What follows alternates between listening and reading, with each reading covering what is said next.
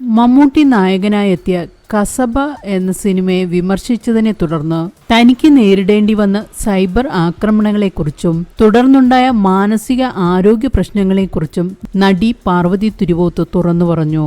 പാർവതിയുടെ വെളിപ്പെടുത്തൽ ഇങ്ങനെയാണ്: IFFKയിൽ ഇത് പറഞ്ഞു കഴിഞ്ഞ് ഒരാഴ്ചയ്ക്കുള്ളിൽ തന്നെ കാര്യങ്ങൾ മാറി മറിഞ്ഞിരുന്നു.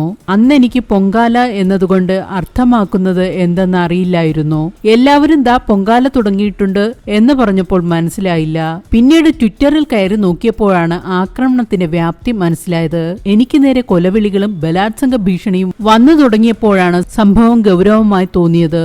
അതിനുശേഷമാണ് സുഹൃത്തിനോട് പറഞ്ഞത് ഇത് നിയമവിരുദ്ധമാണെന്നും പോലീസിനെ സമീപിക്കണമെന്നും നിർദ്ദേശം ലഭിച്ചു. എനിക്ക് മനസ്സിലായത് ഇവിടെ പ്രശ്നം ഞാനല്ല, ഞാൻ പ്രതിനിധീകരിച്ച വിഷയമാണ്. ഒരു സ്ത്രീ സംസാരിച്ചു എന്നതും അവൾ പറഞ്ഞതിൽ കാര്യമുണ്ട് എന്നതുമായിരുന്നു വിഷയം. എന്നാൽ ആ ഭയം എന്നെ തളർത്തുന്നതിന് പകരം കൂടുതൽ കരുത്ത് നൽകുകയാണ് ചെയ്തത്. പിന്നീട് മമ്മൂട്ടി സാറുമായി ഇതേക്കുറിച്ച് സംസാരിച്ചു.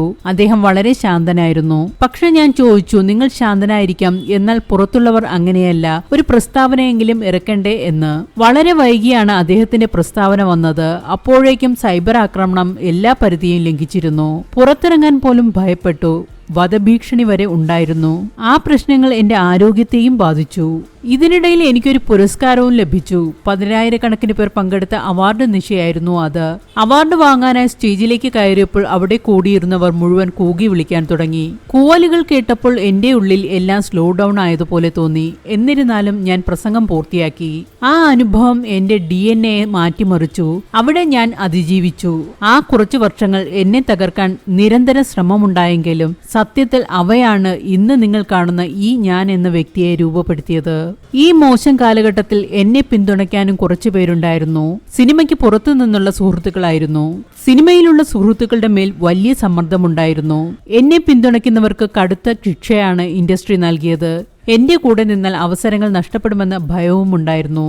എന്നാൽ ഈ പ്രതിസന്ധി ഘട്ടത്തിലും ആസിഫ് അലിയും ടൊവിനോ തോമസും കൂടെ ജോലി ചെയ്തു. പല നിർമ്മാതാക്കളും എന്നെ മാറ്റി നിർത്തിയപ്പോൾ PV ഗംഗാധരന്റെ മക്കൾ എന്നെ വിളിച്ച് ആ സിനിമയിൽ പ്രധാന വേഷം നൽകുകയും ഇൻഡസ്ട്രിയിൽ ഒരു നടിക്ക് ലഭിക്കാവുന്ന ഏറ്റവും ഉയർന്ന പ്രതിഫലം നൽകുകയും ചെയ്തു. ആ സിനിമ വലിയ വിജയമായി. അതൊരനുഗ്രഹമായിരുന്നു. കാരണം എന്നെ എളുപ്പത്തിൽ തുടച്ചു നീക്കാമായിരുന്നു.